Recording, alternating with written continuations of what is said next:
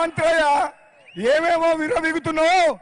మా ముఖ్యమంత్రి గారు మీ అవినీతి చర్యల మీద మీ 10 ఏళ్ల పాపాల మీద మొత్తం ఎంక్వైరీ చేస్తున్నాం నెంబర్ 1 వికెట్ పడిపోయింది కవితక్క పోయిందా జైలుకు వచ్చే సంవత్సరం కవితక్క బతుకమ్మ ఎక్కడ ఆడుతుంది తీహారు జైల్లో ఆడుతుంది మీ అందరు చెప్తున్న సోదరులారా ఒకడే ఒక మాట చెప్తా 10 ఏళ్ల పాటు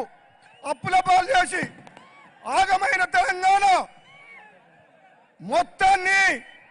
ఈరోజు తెలంగాణ రాష్ట్రాన్ని గాడిలో పెట్టే బాధ్యత నిజమైన బంగారు తెలంగాణ చేసే బాధ్యత మన గౌరవ ముఖ్యమంత్రి గారు రేవంత్ రెడ్డి గారు తీసుకున్నారు మీలాగా టిఆర్ఎస్ పార్టీ లాగా కుటుంబం కోసం కమిషన్ల కోసం ఈ ప్రభుత్వం పనిచేయదు రేవంత్ రెడ్డి గారి నాయకత్వం